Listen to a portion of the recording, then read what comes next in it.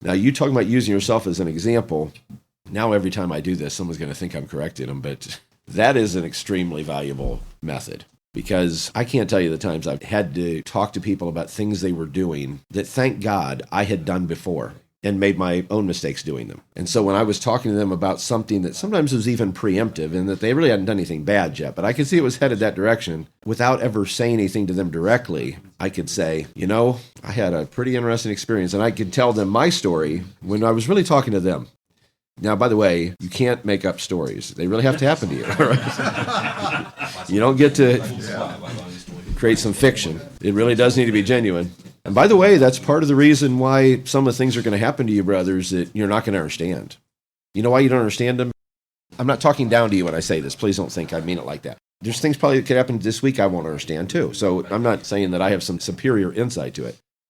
But I have learned this lesson many times, that a lot of things that happen that make no sense whatsoever in the moment, like, why am I going through this? Why am I having this challenge? Challenges don't seem like they're even reasonable. Some of the conditions associated with that challenge could be exactly what someone else is going to face later, that after you get through the challenge, I never understood when I got back to Ohio why I went through the hell I went through at work. The Lord told me to come back to Ohio from Texas. And in order to do it, I had to give up an extremely well-paying job for a low-paying job. And nothing I tried to do with all of my resume, I had an incredibly good resume. And there were jobs out there, but for some odd reason, I don't know if the positions were filled, cronyism, who knows, but I could not get hired. And it went on for months. And I thought, I'm going to have to take this job. And I mean, it was maybe I was making 30% of what I was making. And I thought, I don't even know if we can live on this. But I know God told me to be here. And that went on for a while. It went on for a year or two. In the middle of all that, I'm under all this stress and tension, and all kinds of things are happening that now I look back on thinking, there's people I met during that time when I was trying to build my own company, which I had for a little while, an investment company. There's people I met during that time, they're still in church. One of them's in Mansfield right now. And I can tell you for sure, if I hadn't been under that stress and pressure, I never would have created the company, which only lasted for a year before I got a better offer and basically got rid of the company and took that better offer at a bank. But I had that company for about a year, and during that time, people came to church through that door that are still there. I didn't enjoy 1 minute of it, all right? And it was struggle the whole time. I was living from paycheck to paycheck, and sometimes it'd be feast, and sometimes it'd be famine, and you're like, what in the world? 1 month you're making all kinds of money, the next month you don't know if you're going to get any money. And I could go on and on and on telling you those kind of stories. The ones that are on my mind right now are financial things, because those are really easy for us to relate to, and I know some of you can relate to it. But in the moment, in the midst of it, there was no sense to it. Lord, I'm where you asked me to go. Why is this going on? And it was like every day it was something new. Why is there this constant series of challenges? But looking back on it, I can almost pick out now. My rear view mirror vision is almost clear enough. I can almost figure out why each thing happened now, years later, looking back at it and saying, that led to this. And it made no sense at the time. There's no rhyme or reason, but it was necessary. It was also necessary because people were watching me. And I was in a very critical point of my life. In fact, when all that was going on, it was right before the Lord started preparing me to go into the ministry. And every kind of stress and strange condition you could imagine was hitting me back to back. None of them made sense. And when you're doing something, you feel, I'm sure the Lord led me to do this, and then things aren't working. If he's forming something, it's going to be challenging. And it's going to be mysterious. If it made sense, you could put up with it. It wouldn't be as hard if it made sense. If you said, I know why I'm going through this, and it'll only last 6 months, and I'll tough it out, it'll be okay. If he told you all that ahead of time, it wouldn't be a test. The test is that you have no idea why he's doing it. You have no idea why the things are going on. But believe me, it all crystallizes in time. It all comes together, and it makes sense. Now, how I got off on that side trail, I don't know. What was I talking about? See, that's what I used to always ask Brother Kosa when we had our Bible studies in Mansfield. I said, now, I'm going to go off on a rabbit trail, so you keep track of where the trail started. So when I say, where was I talking about? He's still doing it. Bless your heart, in the northern sense of the expression. But experiences we have, those experiences are things that God may be taking you through because someone else is going to have to go through it. And if you can endure it and get through it, maybe you'll have the insight that you can give them and say, you know what, I was there. That's what I was getting at, really, is that for those of you who have struggled with different job situations, look, I was there. I know exactly what it feels like. And I know what it feels like, the humiliating nature of taking a lower level job when you're like, why, Lord? Surely I take a step towards you, blessing should come, right? Not always. You got to be able to trust enough in the Lord and not doubt what he's told you in the past. If the Lord has clearly told you something in the past, don't talk yourself out of it, because people will do it. It's exactly like this precious brother I was talking about in the beginning on the part of our portion that was just for you all and not public. He had some experiences where he really feels like the Lord showed him there's something very special here. But that wasn't enough to override that other desire. See, you've got to make a decision that I already know the Lord spoke to me. That was what was so powerful about Brother Dania's statements today. He kept hammering that. The Lord put me here. And I thought, he does not even know what he's dealing with, and he's dealing with it. And that's the spirit of prophecy. He wasn't teaching. He wasn't preaching a gospel message in terms of like an evangelistic message. He wasn't really acting in a pastoral capacity, though you might say on some level he was giving counsel, I suppose, and advice. He was in the spirit of prophecy today. And the spirit of prophecy isn't just about telling you what the future is. You know the two F's, right? What are they? Foretelling and forthtelling. So foretelling is telling something that's coming in the future. Most people think that's what prophet's principal role is, and if eventually in these sessions we get into the offices of the ministry, we'll talk about that in more depth. But forthtelling is when I leaned over to Brother Heath today, didn't I, Heath? He's right here. I'm looking around. Too many people in the room, I guess. I leaned over to Heath today and I said, that phrase right there in that song we sang, thus saith the Lord. That's the whole package right there. Why do I believe what I believe? Because that's what the Lord said. Why am I doing what I'm doing? It's what the Lord said. All those things, thus saith the Lord, if you can build your life on that. All right, where are we going now, Brother Kosa? I want to say that I am grateful for God's ministry. Not only God's people, that I love God's people, and I don't see God in person being a blessing to me, but he's using his people to bless my life. But it's not only what I can see in the natural realm, but what he's also using his people to bless me spiritually. But the most important part is that God is blessing me spiritually with a ministry. And I'm so grateful for that. So thank you, Brother Bear. And appreciate how God is using Brother Moore and the ministry overall to bring me to a higher level in my growth and what he hasn't planned for me, because sometimes you don't know everything at hand. Sometimes you just have to wait and see how God's will is being developed over the years. So there are things that will happen 5 years, 10 years, 30 years from now. I don't know. I have no idea, but God, he knows. Was it like some 8 years or 9 years ago? I would say 2018. That'll be 8 years ago, right? 8 years ago, I would just come and visiting here, and I spent a couple of days at Brother Chapels, just on Macedon Road. But at the time, I didn't know that I was going to be a member of this assembly. Think about it. I was just spending time and just visiting. But here I am, a member of this precious assembly. So thank God for that. All right. What I want to say here, Brother Bear, is that I do feel like something that God has taught me recently when it comes to how we deal with people. I know that was one aspect you were emphasizing on how to be very careful how we correct certain things. And some things I have come to understand. I think humility that we have learned in this body of people and this gospel has built our mentality in such a way that we don't tend to see ourselves as something very important.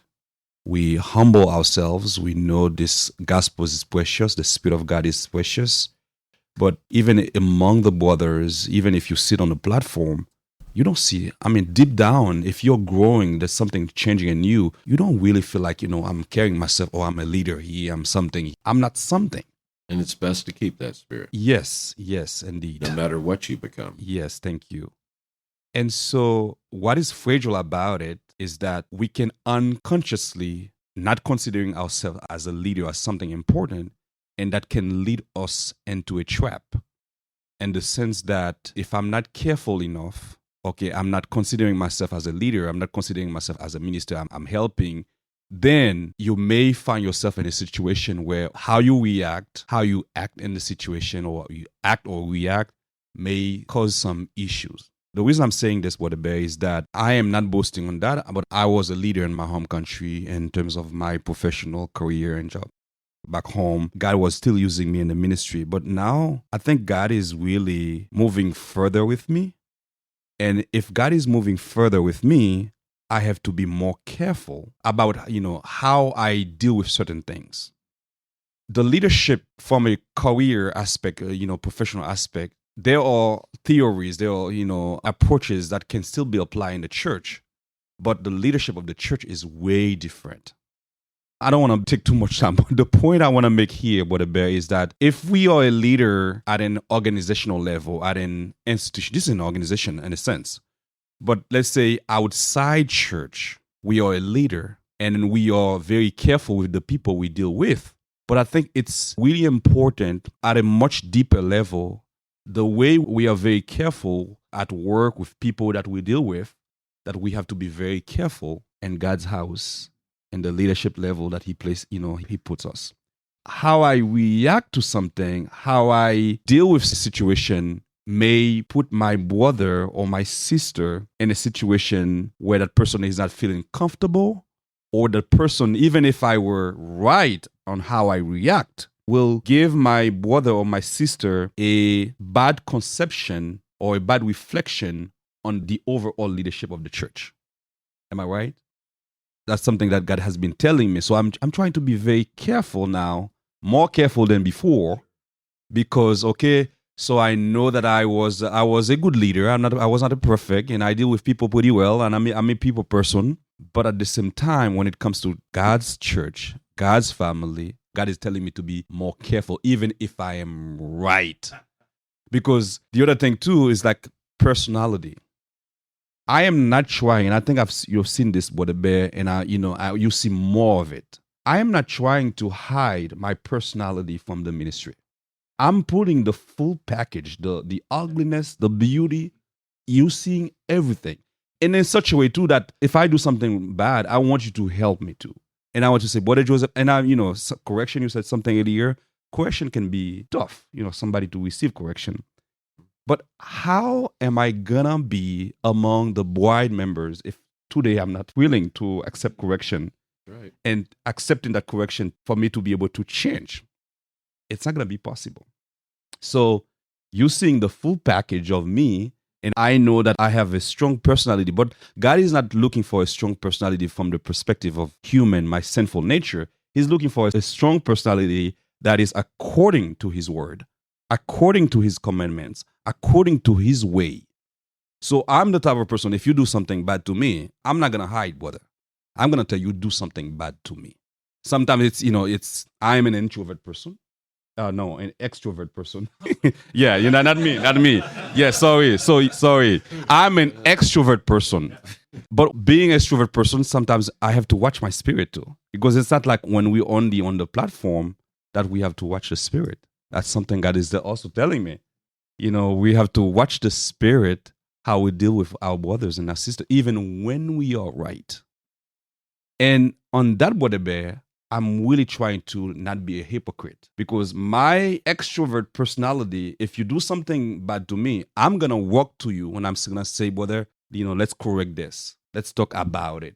But at the same time, the philosophy, the way this world functions is like, okay, I'm just going to pretend that, okay, it was not wrong. Brother Sean, it's okay, brother. Let me give you a hug, but I'm not giving you a true hug. I'm not being true in my conversation with you.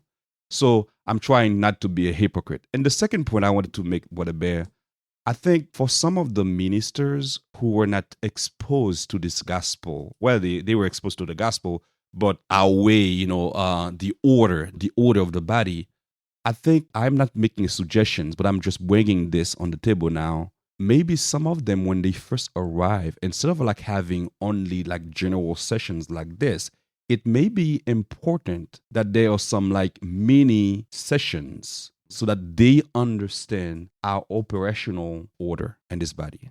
Brother Joseph, that's a very good point.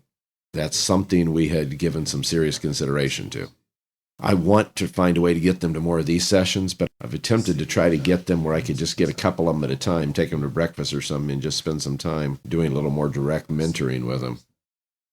That's a very good point to bring up because you are hitting the nail on the head. That's precisely what we need to do with some of these very new people that come from a pastoral background, especially. They need a little more of a certain kind of attention. You and I may know each other pretty well, but we may need to grow to know each other even better, especially with some of the things that are in front of us. And that's really important for you to learn to have confidence in leaders, is that you really know them. You have to be able to ask them questions, and they have to be willing to answer those questions. What I said earlier about the why. There's not a single thing you could ever ask me. If it's anything related to something I believe or that I expect from the church, as far as like this is how we need to live our lives, whatever the case might be, I promise you I'll give you an answer. There's nothing that I teach or require that I can't give you an answer for. But even just methodology, if there's some I'm doing that you don't understand, there's been a couple of you that there's been things that have happened over the years that you didn't understand something I was doing, and maybe it was my own fault because I missed something. The case of one of you brothers, there was a relative here that normally sits on the platform, and I didn't even think about it. There was so much going on that day, I didn't ask the person to sit on the platform. It looked like I was purposely making a point. I dearly love that person. But I appreciate you came to me and asked, what was this about?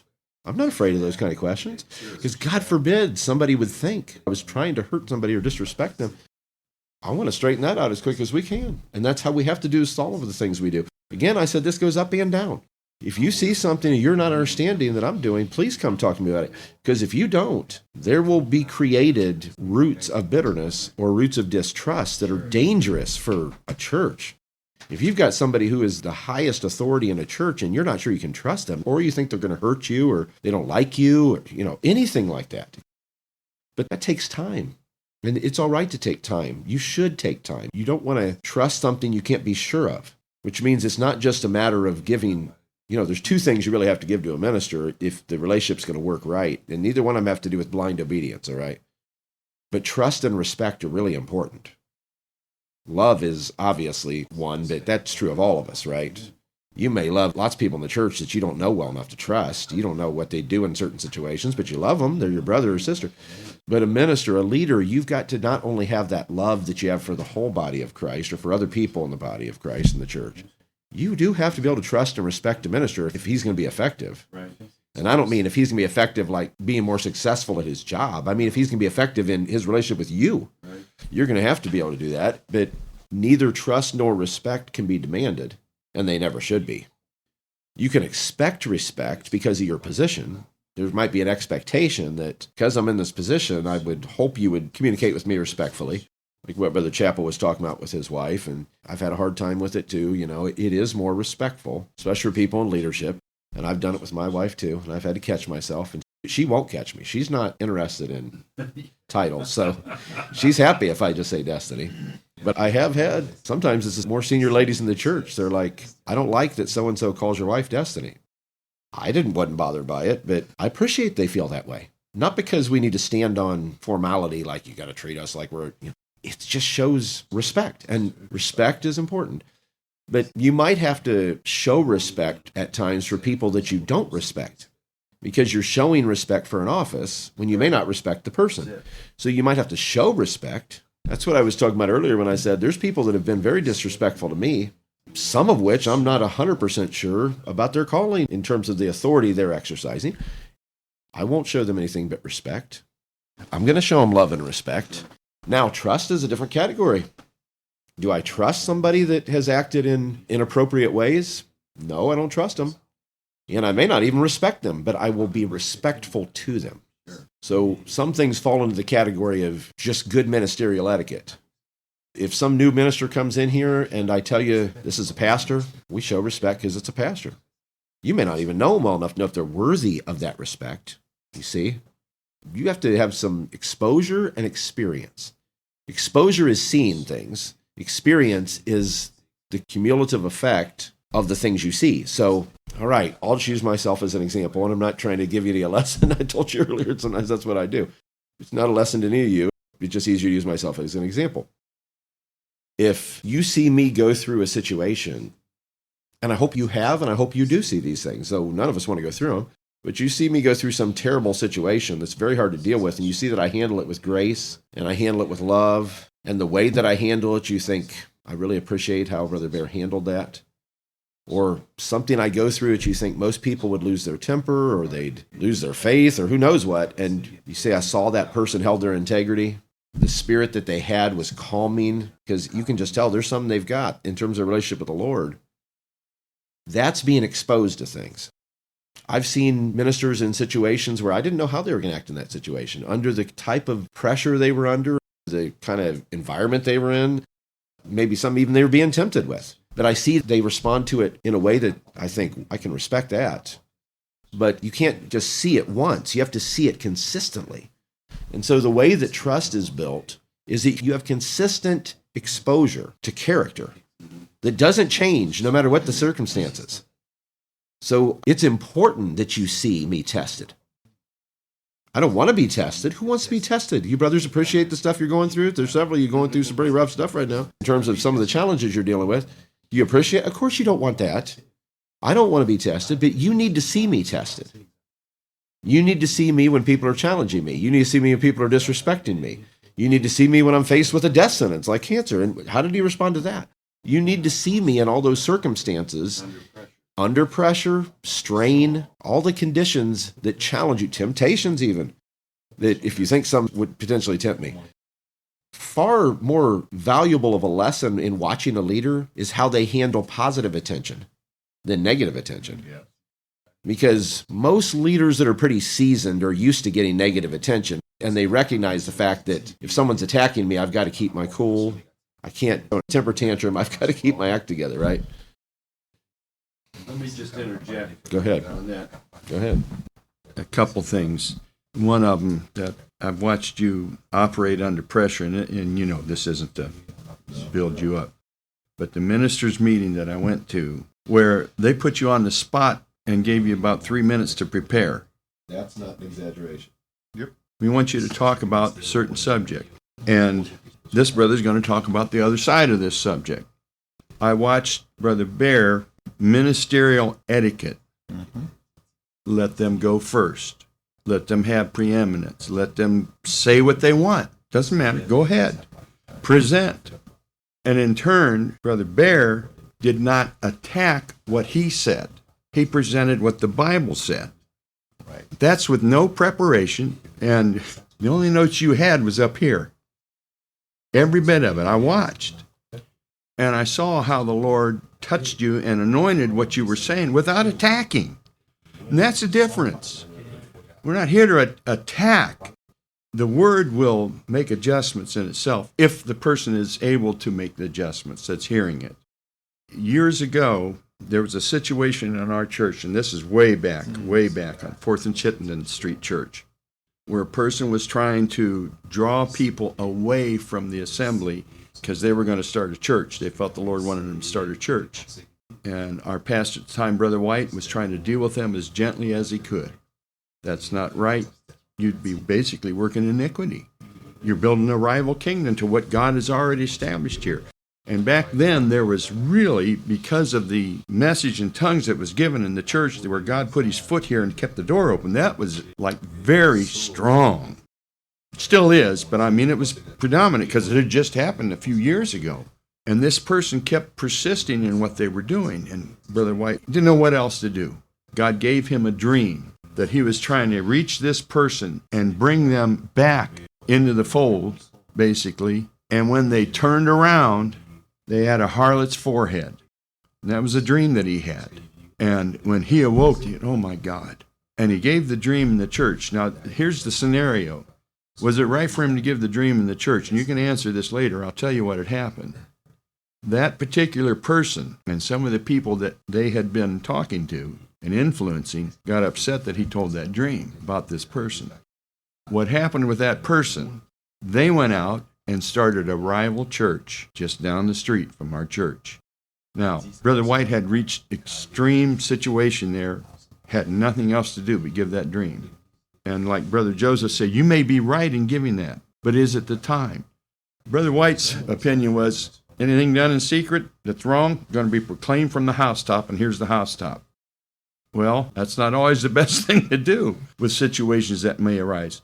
That may kill people. It may harm the church.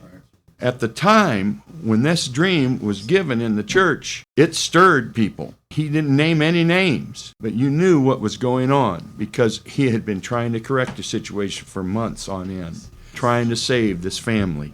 And even so much as the family had a dream that their loved one that had passed away came to them and pleaded with them, don't leave Brother White. Don't leave Brother White. But that was a situation that happened, and the church was fragile at that time still because of that going on. He was left with no other choice, but he had to present it. Sometimes the pastor can be left with no other choice. It saved the church. It brought judgment to a situation that was going on, and that family left and did exactly what the dream said. They went and joined up with the beast system, got a license, took people out of the church that were kind of on the fringe, and it was sad. But you know what? God added to the church to take the place of those who left. I hope our church never has to go through that again. But we don't know what's coming. What did Absalom do? If I was the king, this is what I'd do. He sat at the gate. Yes. Brother Bear, it'd be different if God didn't appoint you here. If you were an appointee by man, you would not have the authority to stand up and do that. That was the difference. And that's what stuck with me in my mind. I knew the difference in the authority of a man that's appointed by man or a man that's appointed by God. And that gives them the authority to correct a situation that may harm the church. That's why it is a fearful thing in some situations of judgment, when the pastor has to unravel something and put it before. But it comes through several times of going and working with individuals to save them. And I've watched you do that. And I appreciate that. I appreciate the authority that I've felt. I'm talking about the office that you're in. I've told Brother Bear, because I knew him from birth, and I knew what God told me when I walked past him going up the aisle with my horn. I'm going to use him for the, not in, but for the ministry, if he applies himself. What? You're a little kid playing with a toy, Brother Bear. But I kept that in my heart. That was as clear as the bell, him talking to me as I walked past you. He's probably 7, 8, 9 years old. Oh, okay. That's what you think, Lord. Well, look what happened. He applied himself. You don't get authority that he has by usurping it. God has to lay it on an individual, and I've watched that. There have been people who have come here, who were appointed. They were here for a temporary situation, and that was fine. But they didn't have that authority that came from above. And that's the difference. That's why I'm always fearful of new people coming. They won't grasp the authority that is in the church under the pastor because he's not appointed by man. You didn't get here by public opinion. Oh, he's one of our own here. Let's bring him in. Vote him in. And that won't work. It will not work. If you're not called in a situation to be a pastor in a church that you're going to have to exercise authority sometimes, you're going to fall on your face or you're going to ruin the church. But I've watched the patience that he's dealt with situations here, and I appreciate that. It used to be, find out what that person believes about the Godhead, and we'll zero in on that. We'll let them know. I've watched him with new people here coming in. Brother Joseph, you knew him before you came here, but he did not attack anything that you believed or that you were taught. Same with the other people that have been coming. He's not attacked. Have you ever heard of him doing that? He doesn't have to. The word will change. The word will make adjustments. And I don't know how many times I've heard you say that. If this Bible can't do it, you better not try to do it. You'll be interfering with God if you do. But those are some of the situations I've grown up with and watched. But thank God. So, Brother Bear, anybody wants to be a minister, they better check themselves. You said that right. It's the greatest position in all the earth right now in this present economy. I don't say this in a big statement, but there's no higher position on the earth. No president or king has the position of a minister of God. Right. But there is no weightier position in terms of the weight you have to have on your shoulders. You're not just carrying a nation in terms of your little span of time you might have as the president. You are carrying the souls of people and an eternal responsibility for them. Amen. I do deeply appreciate that, Brother Fairhurst. There is always going to be a difference between delegated authority and directly, divinely given authority. There's just a difference. I'm not going to give all this story, but I don't know if all of you are aware of how interesting the timing was for us to be here in Green, pastoring, I mean. Several times, Brother Moore really felt strongly about us coming here over the years, and I didn't feel the Lord, it was time yet. Not that I didn't love this church, but I just didn't feel it was time yet. If this had been a man-made process, I would have been here the first time. Or if it was, forgive me, I don't mean this like I'm trying to make a point, but if I was driven by ego or ambition, I would have been here the first time. It was a bigger church, and so on. If that's what the goal was, but Brother Moore could tell you there were multiple times that he and I sat down and had very serious conversations where at one point he said, can you move to Green immediately? When he was in a health crisis he was going through, it was right before his health came back. He said, can you move to Green immediately? And I said, I can't do it until the Lord has to tell me. And there's times when I was really feeling something, but I didn't feel that last piece. See, because certain levels of authority don't come from me making a decision, I'm going to be here now, or even Brother Moore making a decision, I want you to be here now. That's happened many times in the ministry, where somebody's just said, you're the one, and now you're into that position. I could tell you a lot more detail of those stories. I don't want to take a lot of time on that because there's a lot of other things in my mind right now, but you would be amazed if you realized how God did this. When I got the cancer diagnosis, I thought, well, whatever looked like it was moving forward in the future, that must not have been God's will. It must not be. But in spite of how that dark cloud came down over me, especially the first weeks after finding that out, Brother Moore was immediately there. He came the very next day and spent the whole weekend with us. And he kept reiterating to me, here I have a sentence of months to live. And he kept saying, God told me you were going to be the pastor at Green. Forgive me, this is how strong he said it. He said, I have no plan B because I know what God said, so I haven't been looking for a plan B. God told me, and that's plan A, and there's only plan A. And I said, well, almost a year to the day after the first surgery that removed the cancer that was killing me, that saved my life, the major surgery that saved my life. Almost a year to the day is when I started coming here full time. Brother Moore asked me today, he said, what month was that? I said it was around March, April when we started coming here full time 3 years ago. It's been about 3.5 years we've been here. A year of brutal processes. And the last thing I would have been thinking is I'm going to be pastoring in Green a year later. See, Brother Moore didn't do that. I didn't do that. That's what's precious about when God wants something done, he's going to get it done. Go ahead. As I'll say, it's not a one-sided. No, there's there are more things involved. that had to happen with me and Robin, with Bob and Dora. You know, Bob passed away with his cancer. We were helping Dora a lot. Kate and Marshall getting married. There are things that was happening in our lives that we had responsibilities that were tying us here that we needed to be let loose of those responsibilities. God was moving the pieces. God was moving pieces. That's what he does. When God wants to get something done, you may not realize it's what he's doing. You're in the midst of it because you have to wonder if God, at least from my experience with him, you have to wonder if God doesn't like to be predictable. Because the way he does things, it's not like you could say, oh, I know where this is going. He did this and this. And it's pretty obvious where this is going. No. I would have never thought I'd be moving here because I got stage 4 cancer.